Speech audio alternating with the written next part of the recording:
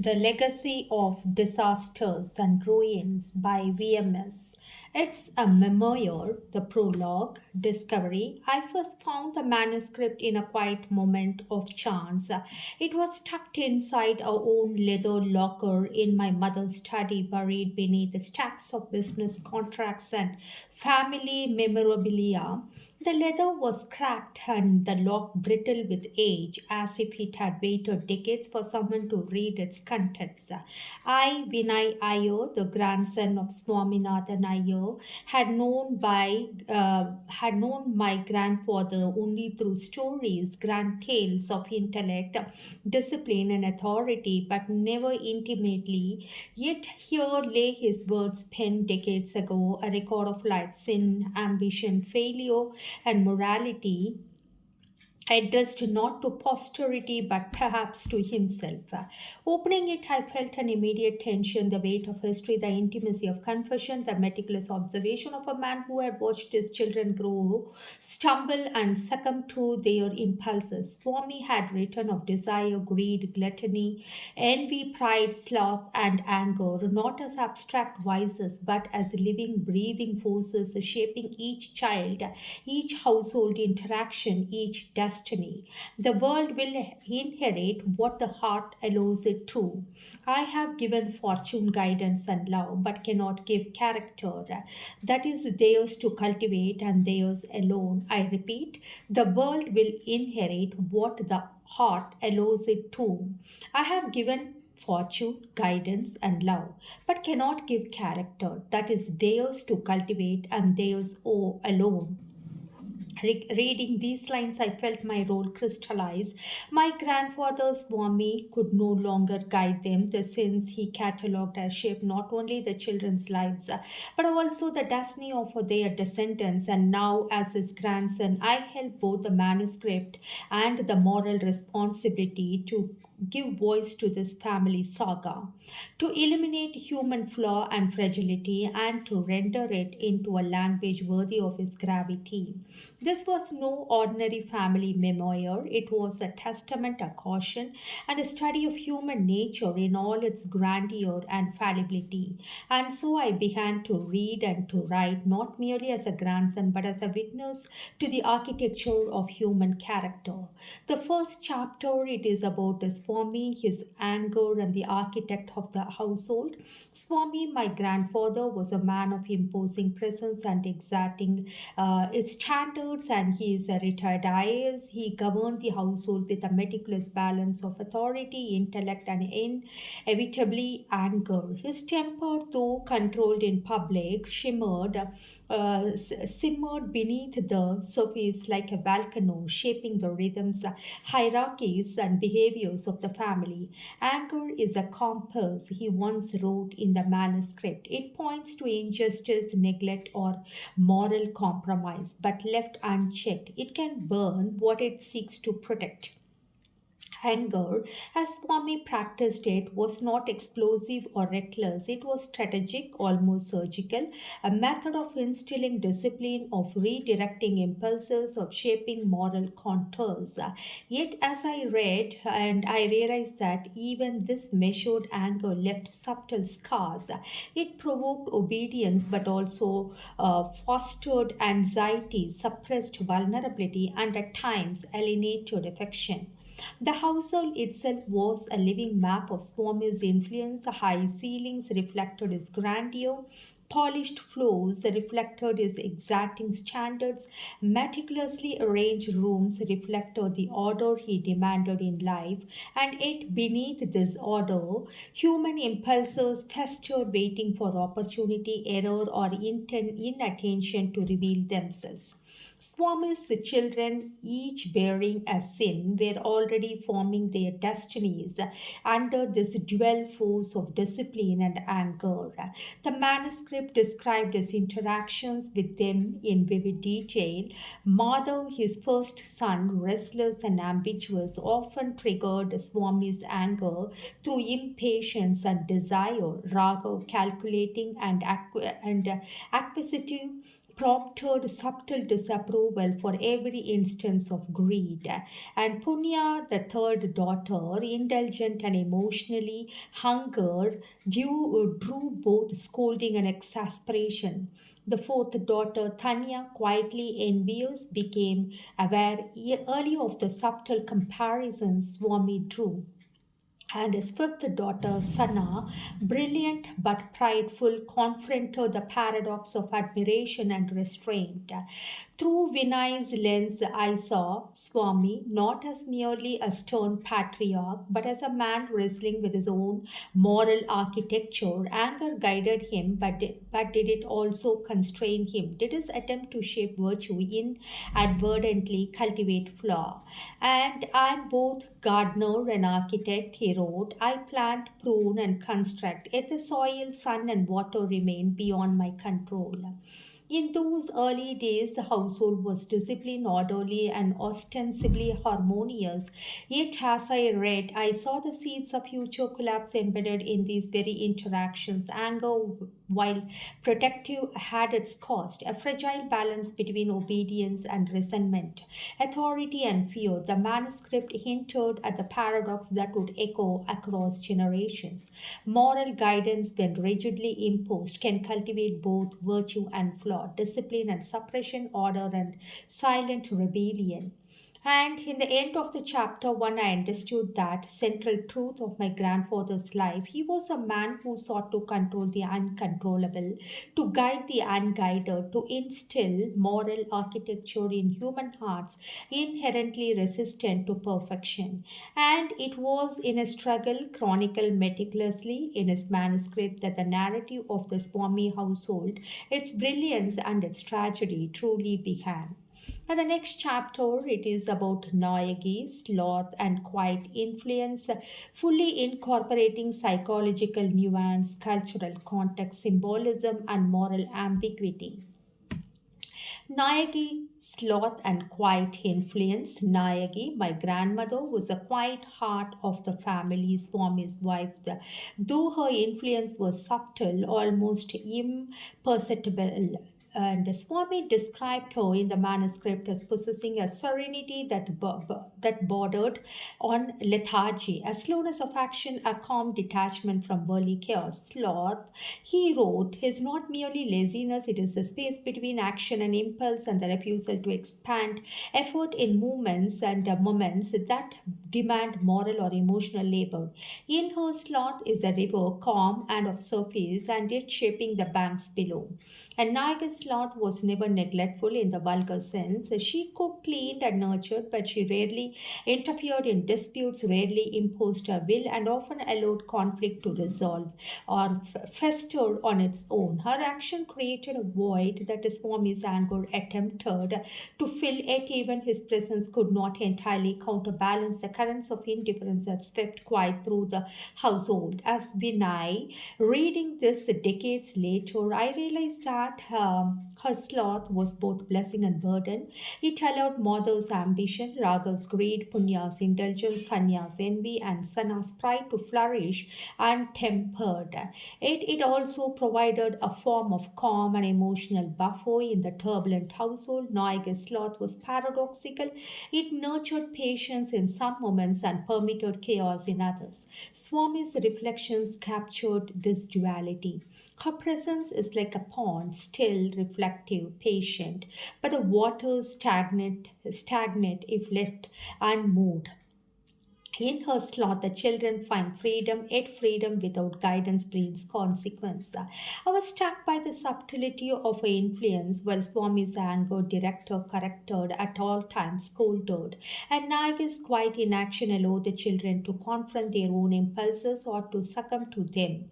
Madhav's restless desire found no restraint, and Raghav's calculative greed grew unchecked, and Punya's gluttony expanded, Tanya's envy simmered, and Sana's pride hardened. Naiga's absence of interference was both gentle and unforgiving, a mirror reflecting each child's character amplified by the lack of opposition. Symbolically, the household itself mirrored her presence, rooms untouched, windows left open, quiet corners where time seemed suspended. These spaces were Naiga's domain, and they were places where reflection could occur or where mischief could flourish unseen. The manuscript noted how she moved through the home almost invisibly, her silence shaping the texture of everyday life more powerfully than any admonition.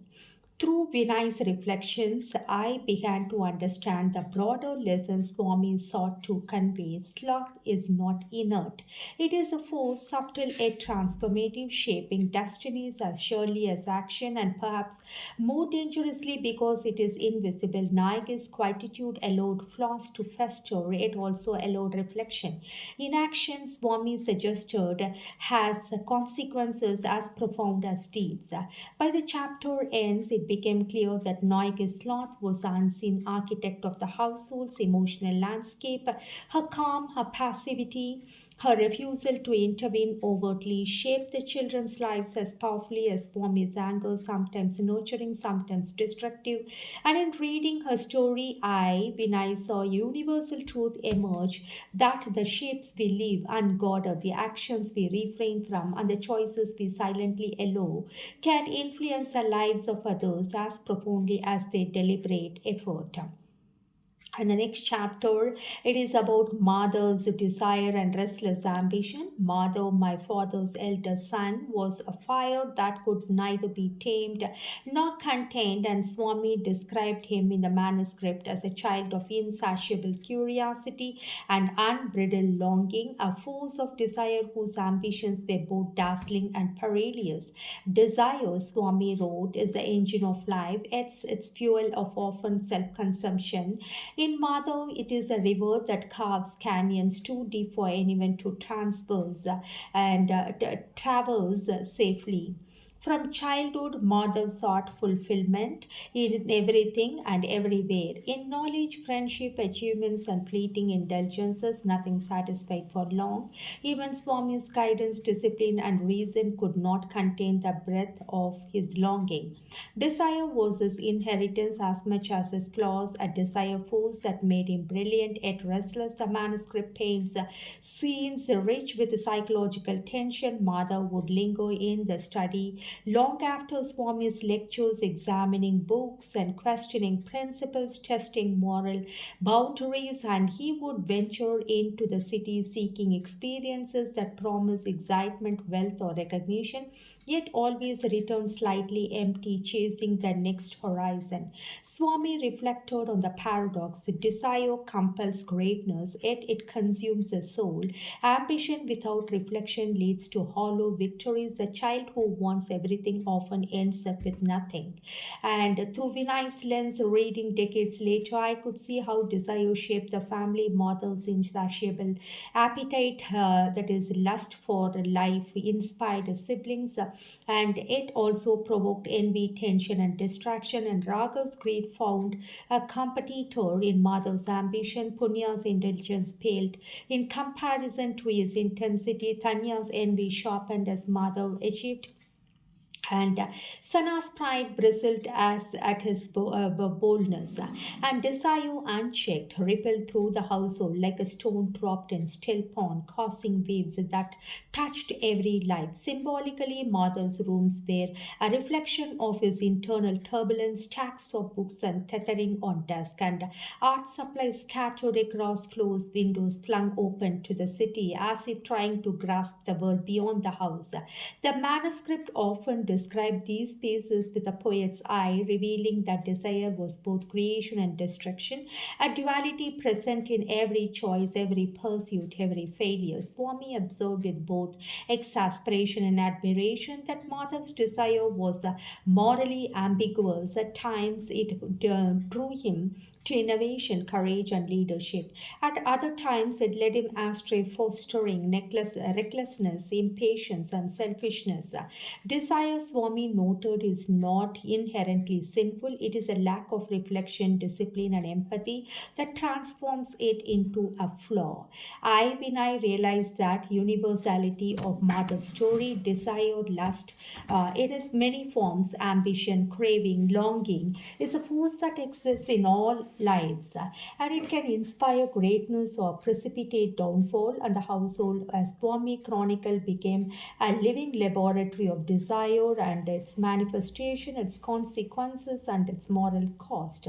By the end of this chapter, mother stands as both caution and marvel, a young man whose fire illuminated paths for others, yet whose untempered yearning sowed the seeds of chaos. Desire is not simply a sin, it is a lesson. Brilliance must be tempered by conscience, hunger by reflection, ambition by moral vision.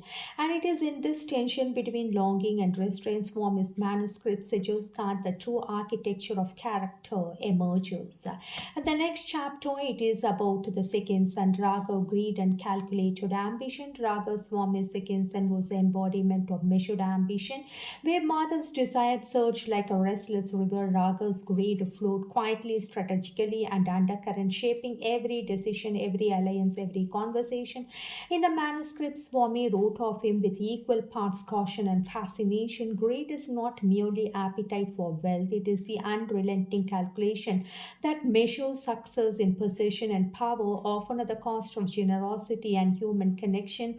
In Raghav, greed is a lens through which the world is continuously appraised and adjudicated. From a young age, Raghav displayed an uncanny ability to assess advantage. He watched his siblings, noting their impulses and silently cataloging how he might leverage or outmaneuver them. His ambition was not loud, not reckless, and it was precision, deliberate, and entirely self serving. And Swami observed, sometimes with pride, often with the disquiet, that Raghav's intellect could have been a force for collective good but was instead harnessed for accumulation. The manuscript described Raghav's early maneuvers, negotiating favors from neighbors, calming coveted privileges at home, and meticulously planning projects that often bypass collaboration. Where mother's desire stirred chaos through pursuit, Raghav's greed subtly redirected it, manipulating outcomes in his favor. Ed Swami noted greed in the corrosive. And greed sharpens the mind but dulls the heart. It sees others as instruments rather than companions. The more one accumulates, the further one drifts from empathy, humility, and love.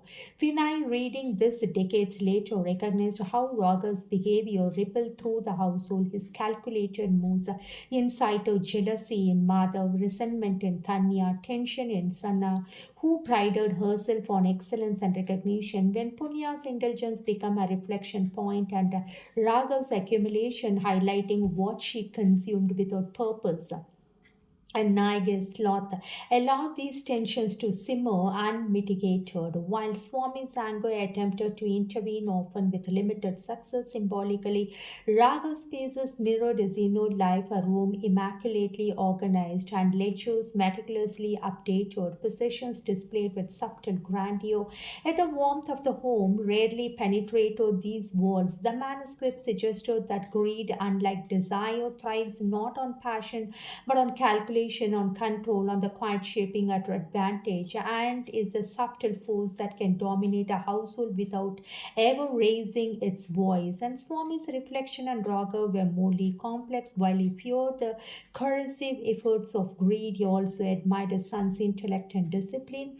Here, the manuscript wrestled with ambiguity. Can a sin serve a purpose? Can accumulation, when executed without compassion, still reveal talent and insight? The answers for me left implicit yes, but only the cost of moral and relational integrity. Through Vinay's lens, I saw the universality of Raghav's story. Greed exists in every household, every office, every society, quietly shaping interactions, directing choices, and influencing outcomes. It is not always dramatic, often it is insidious, revealing itself in what is taken, withheld, or calculated, and it is these subtle acts that character is tested, often found wanting. By the end of this chapter, Raghav stands as both marvel and caution, brilliant, disciplined, and strategic, and yet morally adrift. His story underscores the persistent theme of the manuscript: skill and indulgence unmoved from empathy and virtue, and cannot secure happiness, loyalty, or legacy. Greed may acquire, but it cannot sustain. And the next chapter, it is about punya, gluttony, and the emotional void. It is full of exploring. My mother, Sana, rarely spoke to her elder sister Punya, gluttony, and the emotional void. When she did, it was with a tone that hovered somewhere between pity and irritation, as though the very memory of Punya carried a weight no one in the family had strength to lift. Swami's manuscript, however, devoted an entire chapter to her, rendered with a mixture of sorrow and clinical clarity. His observation felt like an autopsy of appetite of childhood, of the things we consume when love is scarce, and gluttony isn't, gluttony, and gluttony is the hunger for what cannot fill. And Swami wrote, "It is not the appetite of the body, but the starving of the soul." Punya embodied the starving abundance from the childhood. She found comfort only in conception, and food objects attention, fleeting pleasures, and left deeper hollows in their wake, while Raghav's greed was strategic and Punya's indulgence was chaotic, emotional overflow for wounds never acknowledged. And her earliest memories, as described by Swami, were framed by the sense of exclusion. The elder daughter, neither the adored person nor the pampered younger, she slipped easily through the cracks of attention. Noigi, lost in her habitual sloth, offered indifference instead of solace, and Swami, busy with work and later consumed by bursts of anger, missed the silent implosions of his daughter's emotional world.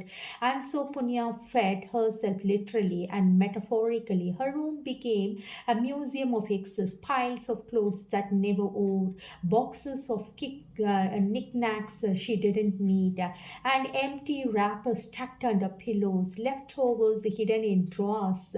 And consumption became her private language, her rebellion, her relief. Every bite was a momentary victory against loneliness, every acquisition a temporary bomb for rejection. In the manuscript, Swami described her adolescence with painfully honesty. "I mistook her conception for stubbornness. I did not see that she was filling the emptiness I had helped create."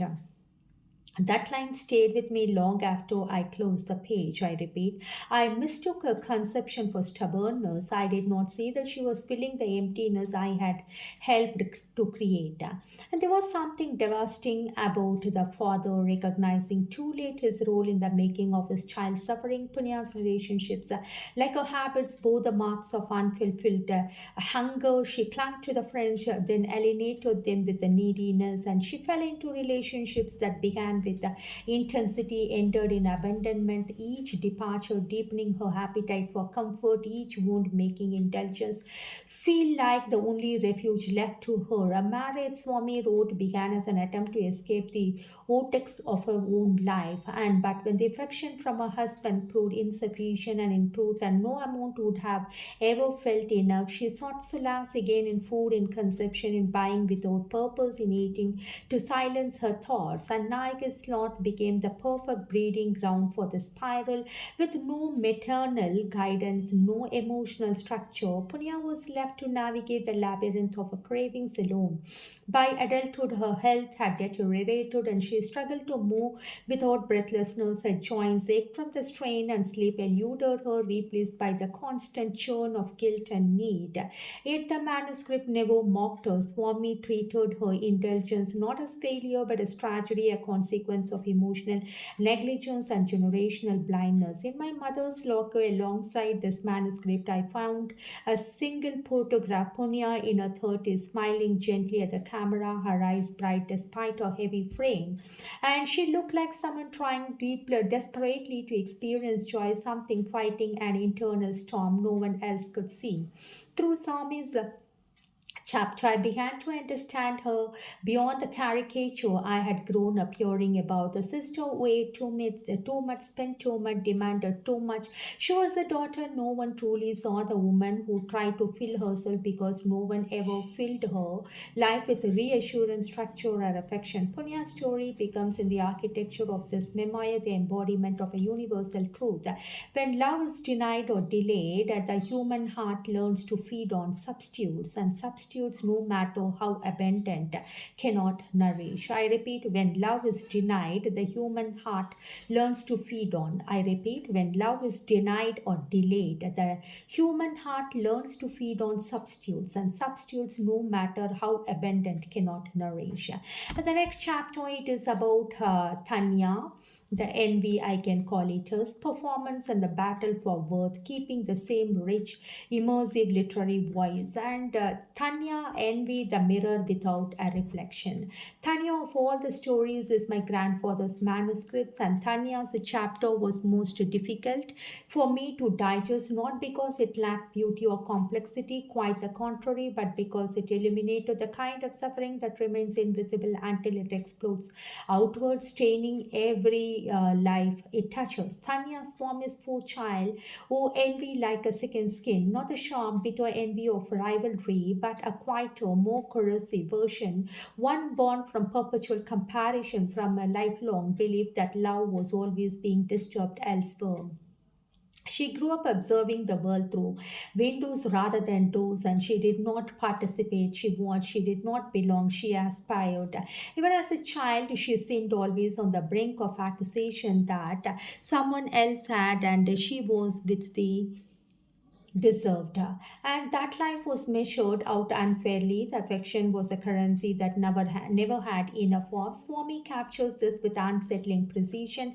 Tanya feared that the world did not see her. Envy grew in the shadow of that fear, like a vine searching endlessly for light. And her envy began at home. She envied Madhav's charm, Raghav's ambition, Punya's ability to demand attention, Sana's easy confidence.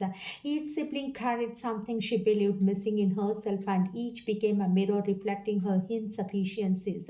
Nike's slot only hardened this pattern. When a mother withdraws from emotional labor, comparison becomes the default architecture of childhood. Instead of guidance, there is guessing. Instead of reassurance, there is resentment. Tanya grew up reading the subtle shifts of affection like a survival tactic, and Swami, in turn, was too observed in his own tempestuous moods to notice the quiet storm brewing within her. By adolescence, her envy had refined itself into a kind of art. She mastered subtlety and backhanded compliments, seemingly innocent questions that pierce, insecurity smiles that conceal competition. She wore sweetness like a mask, but beneath it lived a restless, consuming ache. She was a sibling who succeeded on the surface, good grades, and elegant posture, a carefully curated social circle, but every achievement tasted hollow. She measured her life not by what she had, but by what she lacked compared to someone else. Her life mirrored an unlit stage upon which she waited perpetually for the spotlight, and in Swami's manuscript, one scene struck me more sharply than the others. Tanya, 10 years old, watching mother receive praise from a visiting relative for reciting a poem. She clapped her long, smiling, but her eyes, Mommy wrote, held a deep, unreachable loneliness. That night she cried silently into her pillows, the sound so soft that no one heard. But she remembered and she never forgave. Her marriage was shaped by this emotional blueprint. Instead of seeking companionship, she sought validation. Instead of nurturing connection, she dissected it. Her husband, once charmed by her elegance and slowly drowned under the weight of her expectations.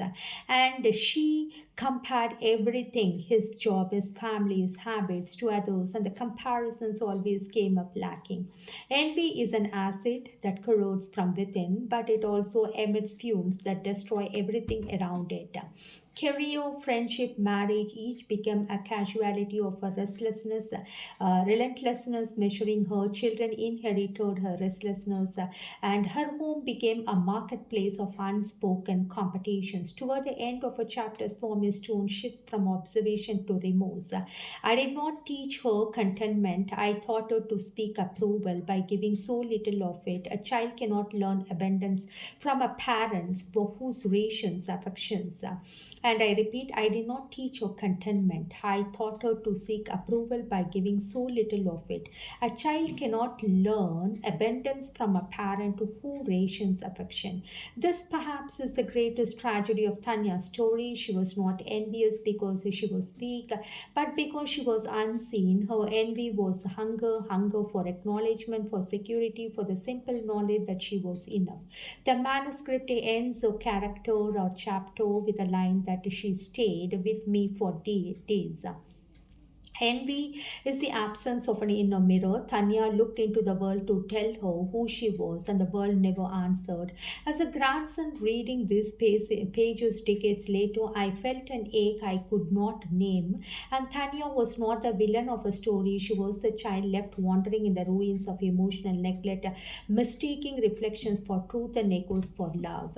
And the next chapter, it is about Sana, Pride, the lost fortress, written in the same deep memoir literary tone. Sana, Pride, the Last Fortress, written this chapter with the hardest for me. So because not because Swami's words were unclear, but because they revealed a version of my mother I had never been allowed to see, a version she hid behind her empire, her composed exterior, her immaculate confidence. To the world, my mother, Sana Iyer, was a titan, a self-made business magnate, a woman who rose from the fractured debris of a childhood to build something mighty.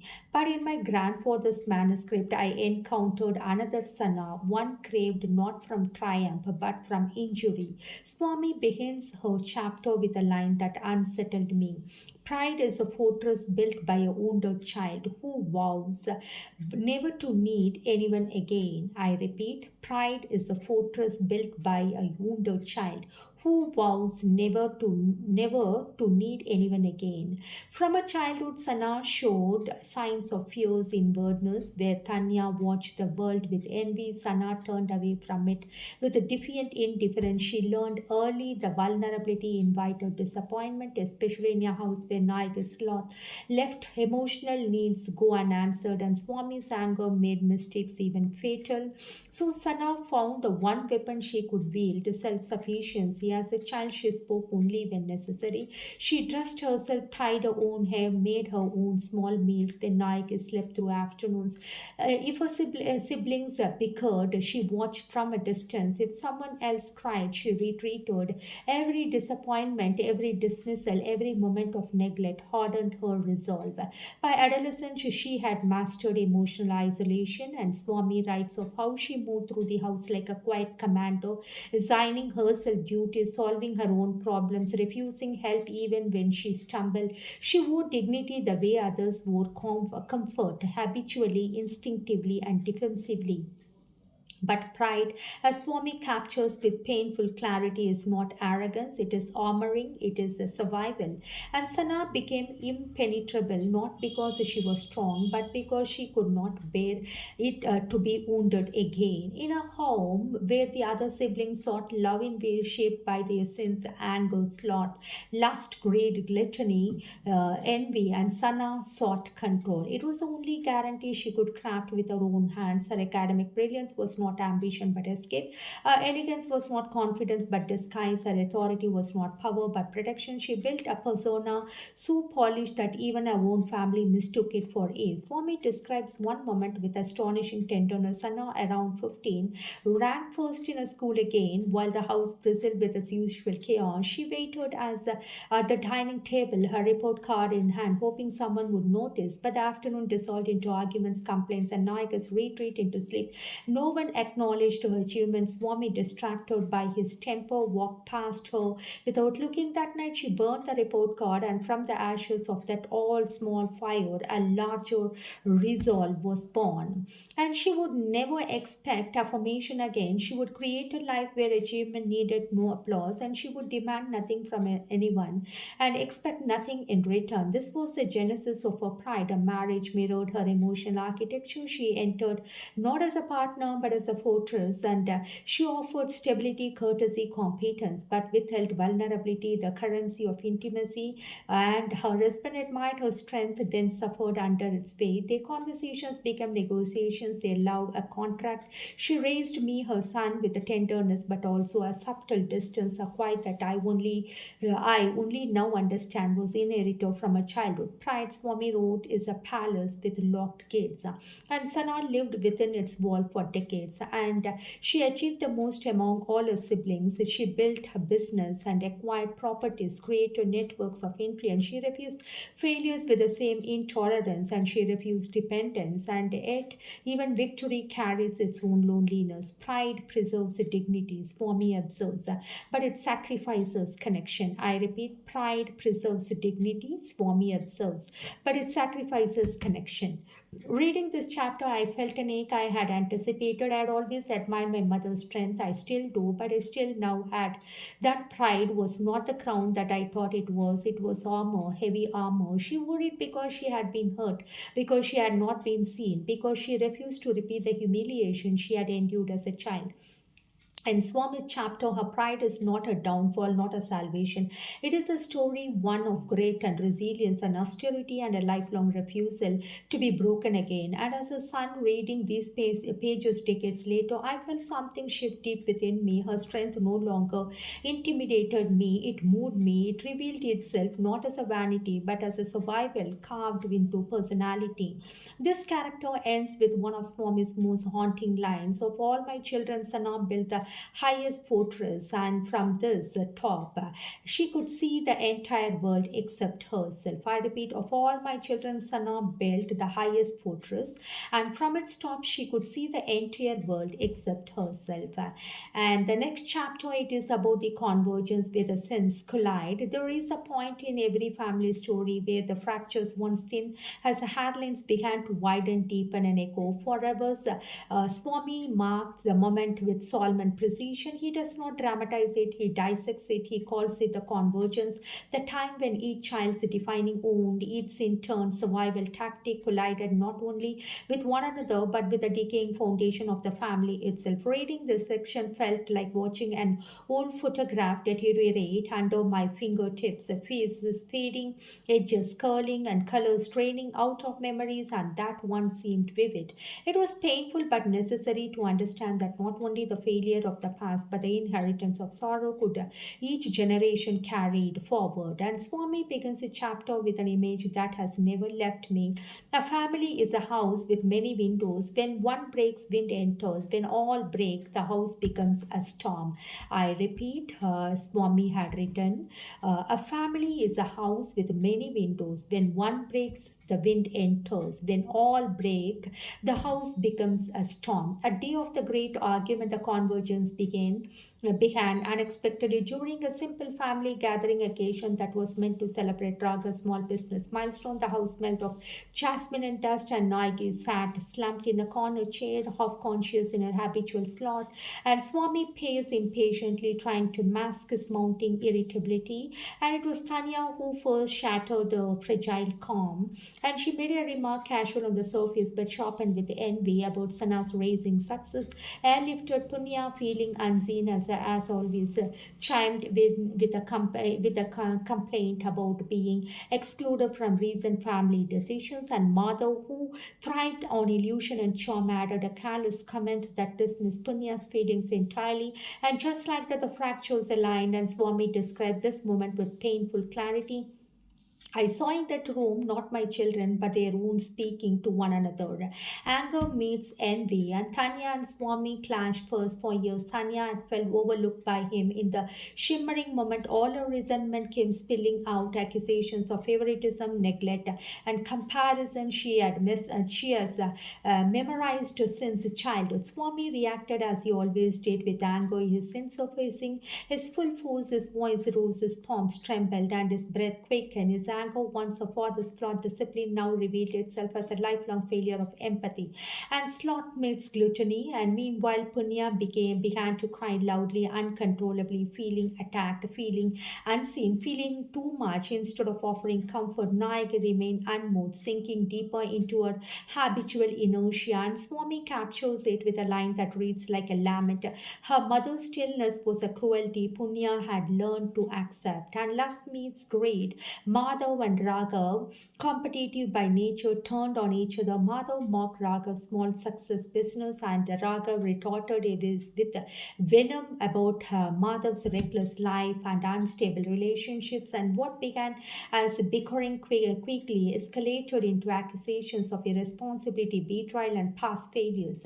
Pride refuses to break, and Sana, my mother, stood apart, silent, unreachable, composed. Swami wrote, she watched the storm but would not enter it. Pride kept her safe and alone.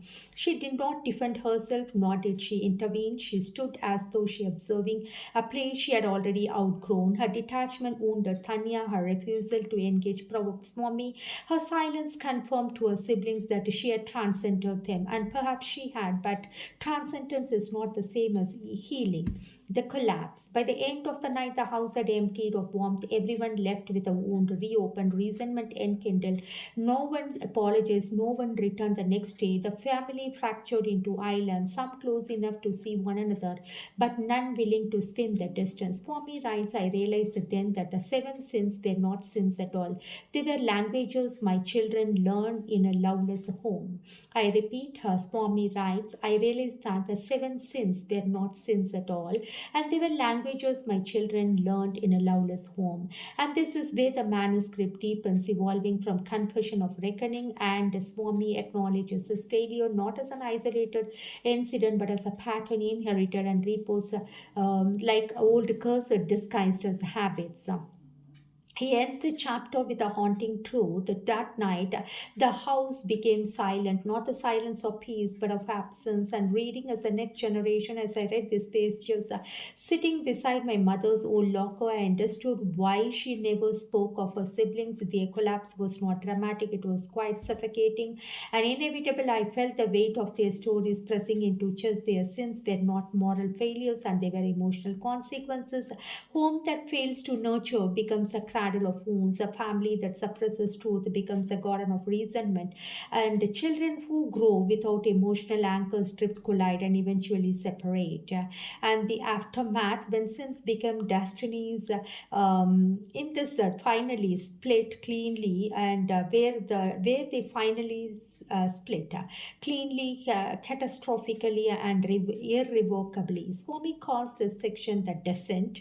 Though to me it reads more like an autopsy of fate. In these pages, he documents not just what happened to each of his children, but the painful symmetry between their inherited wounds and the lives that eventually built. As I read this chapter, a chill settled over me. I could not shake the airy feeling that each child had been rehearsing their downfall, their entire lives guided not by destiny but by the emotional architecture laid down in childhood. Swami writes, a sin practiced long enough becomes a character lived long enough becomes a destiny. I repeat, a sin practiced long enough becomes a character lived long enough becomes a destiny. And Madhav, lust and ruin of desire. Madhav's descent was almost predictable.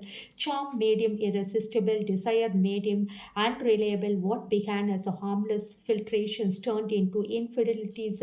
What began as passions turned into addictions. His relationship dissolved one after another. His wife left him, taking carrying their children with her. He never recovered from the loss, Swami writes. He confused affection with possession, passion with love, desire devoured him. I repeat, he confused affection with possession, passion with love, and desire devoured him. Mother's home remained empty, his life series of temporary attachments that evaporated at dawn. And Raghav greed consuming itself. Raghav's fall was louder, his ambition grew monstrous, expanding faster than success could sustain. He borrowed recklessly, invested blindly, chased schemes that promised quick ascents but delivered steep descents. Everything he built collapsed: business, marriage, reputation. His hunger for more left him with nothing. Swami writes, greed does not empty a man's pockets first, it empties his judgment. I repeat, greed does not empty a man's pockets first, it empties his judgment. By the end, Raghav was living in a rented room surrounded by legal notices and debts, and he could no longer hide them. And Punya gluttony, a slow erosion. For Punya, the descent was not explosive but grateful, a slow drowning in her own emotional hunger. Her health deteriorated, her marriage fractured under the weight of unspoken needs, her home turned into physical reflection of her inner chaos. Her husband grew distant, then resentful, then cruel. Her children learned early to avoid her emotional tides. Her body struggled, her spirit dimmed, and Swami absorbed. Her hunger was not for food but for comfort, and comfort once denied becomes a lifetime of aching. I repeat, Punya's hunger was not for food, it was for comfort, and that comfort once denied becomes a lifetime of aching. And Tanya, the envy devouring love. Tanya's ruin was relational. Her envy infiltrated every corner of her life. She compared her husband to others, her children to others, friends to acquaintances. Every joy felt stolen by someone else's success, every failure felt amplified by someone else's ease.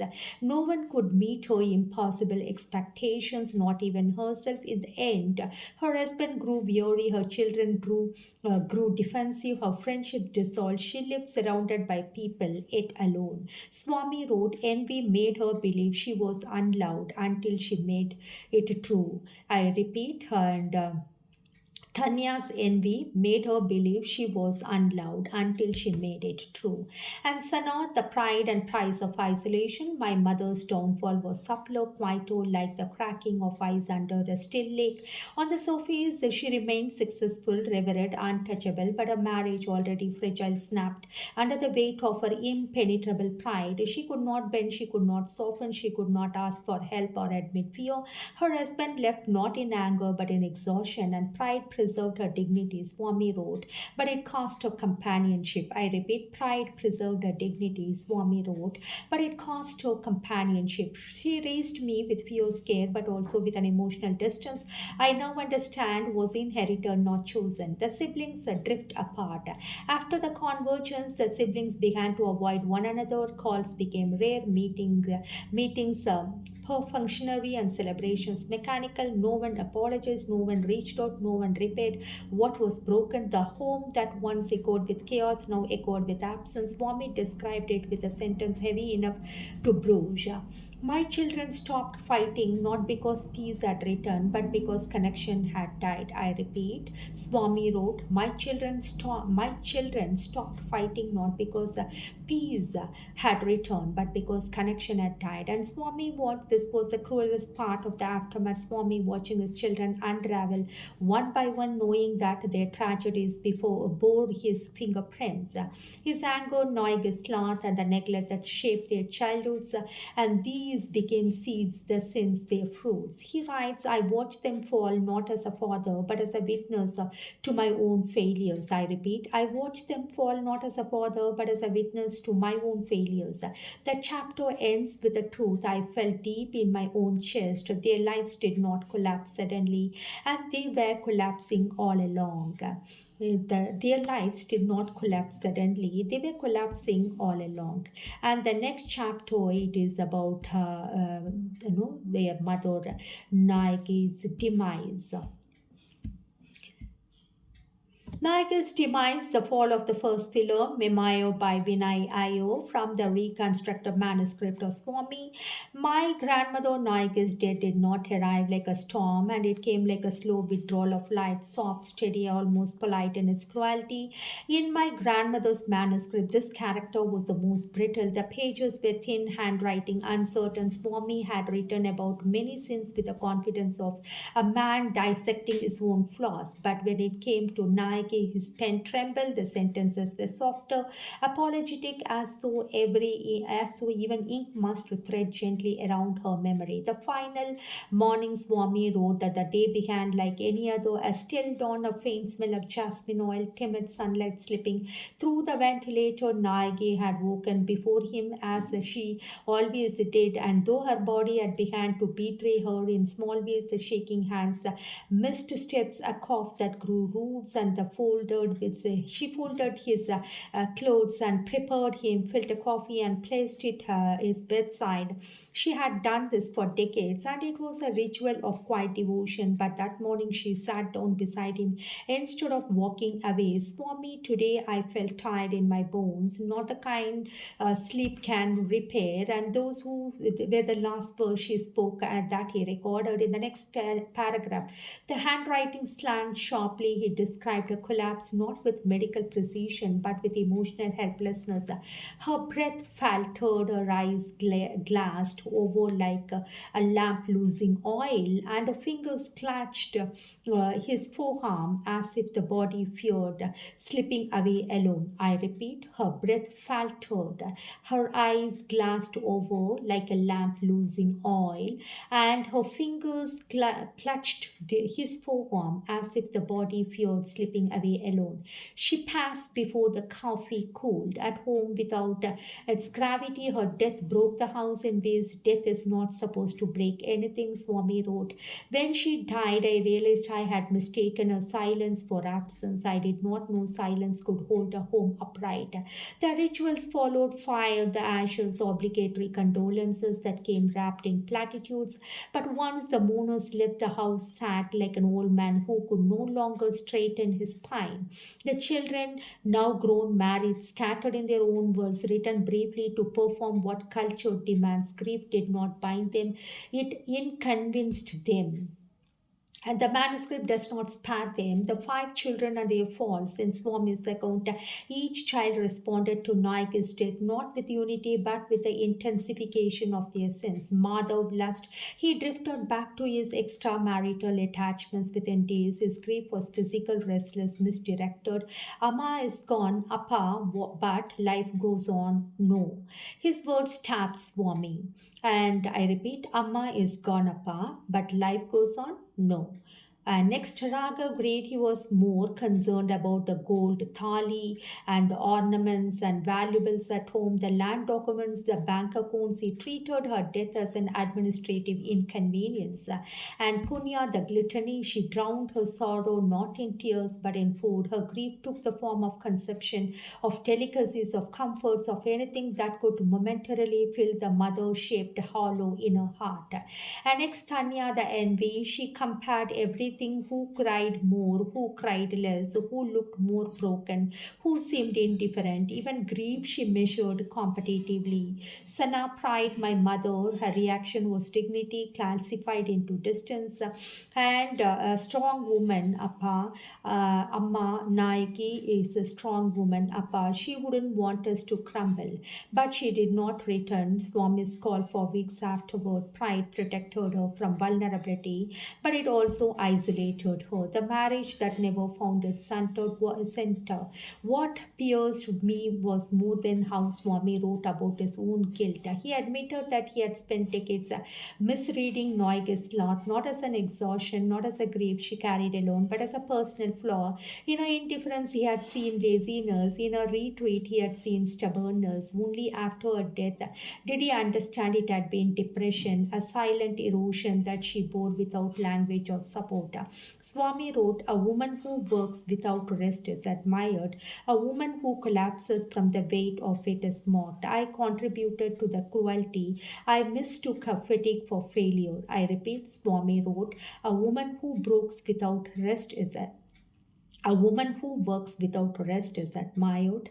A woman who collapses from the weight of it is mocked. I contributed to that cruelty. I mistook her fatigue for failure.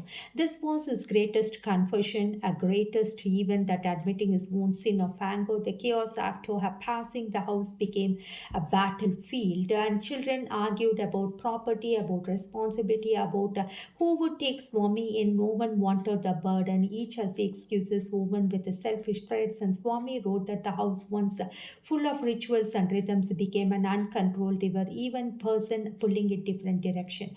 Money vanished, documents disappeared, accusations flew, and siblings served tiles with the ease of trimming overgrown vines. I tried to hold them together, but with authority and dissolved its Naiga's presence, he wrote. And Naigi was a thread, and I was only the needle, and without her, nothing stitched. The void that no one named. Swami's loneliness after her death was a raw wound, and he wanted the house like a man waiting for a voice he would never hear again. And he admitted that he loved Naigi more than after her death, and he had allowed himself to during her life. Her absence filled the rooms far more than her presence ever did. I did not realize she had been the gravity and held my anger, my children, my ambitions from scattering into spaces. It was the first time Swami acknowledged, without a defensiveness, that he had failed her, but the tragedy is that he understood this only when understanding could no longer reach her. And the next chapter, it is about the fall of the patriarch, memoir by Vinay Iyer from the reconstruct manuscript of Swami. My grandfather's handwriting weakened significantly in the pages followed Naik's death. The lines grew thinner, almost translucent, as though ink itself moaned with him. He had written about anger with fire, about guilt with sincerity, and about the children with painful honesty. But when he approached his own ending, his words acquired a strange gentleness, like a man lowering himself into a river he had feared all of us. This chapter is the one I return to most often because here he was no longer flawed patriarch, the angry father, the silent husband. He was simply a man confronting the truth of his own legacy. The slow fade after Naga's passing, Swami began shrinking, not physically alone, but also happened to, but inwardly, into a man unmoved by from the routines and had once structured his days.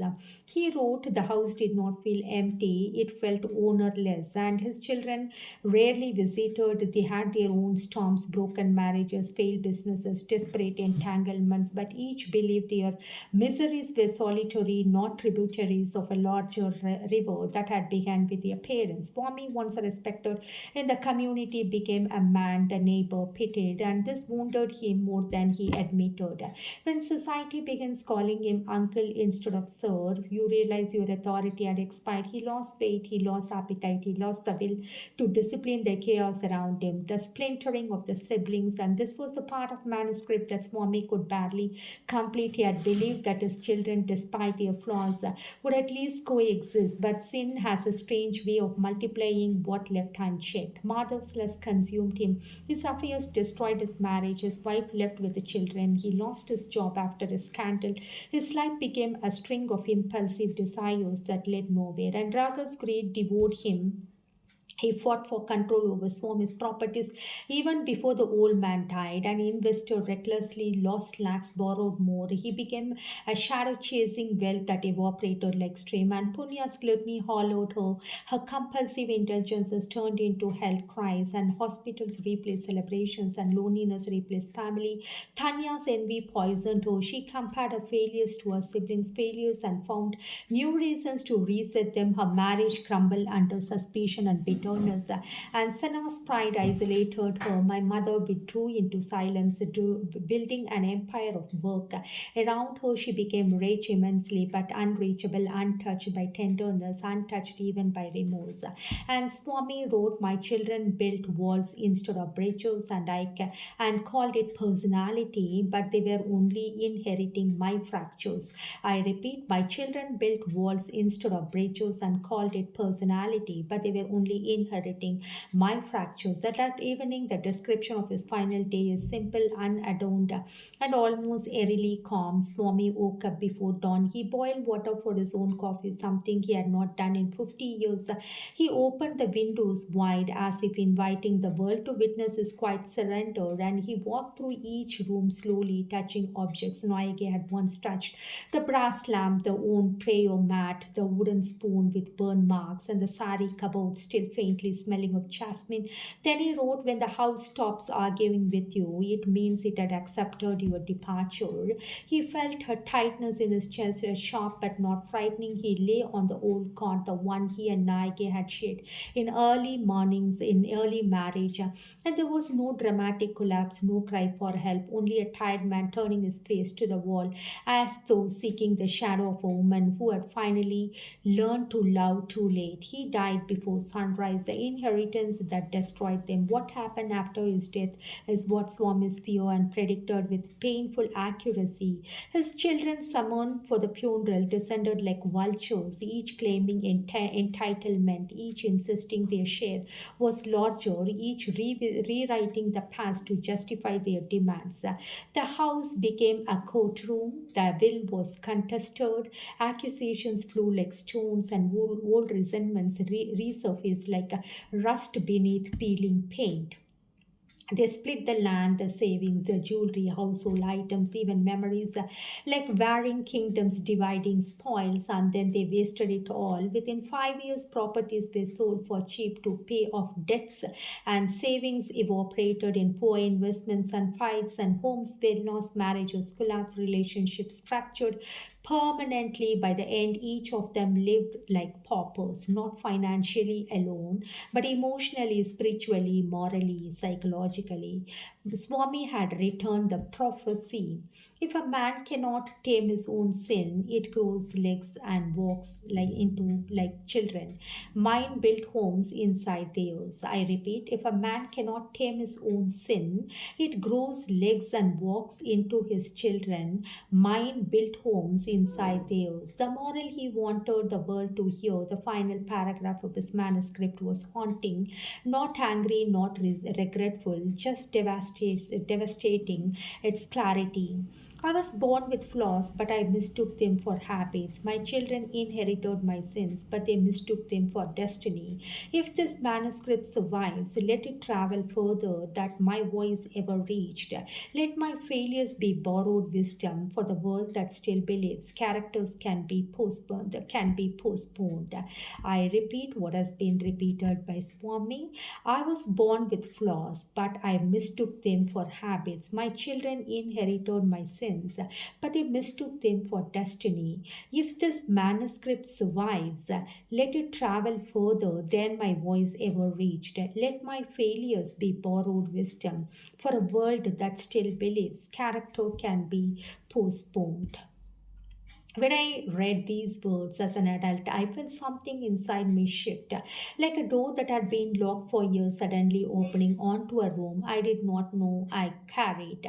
My grandfather did not write a legacy, he wrote a warning, and I, his grandson, now carry the burden and privilege of turning that warning into a story the world will remember.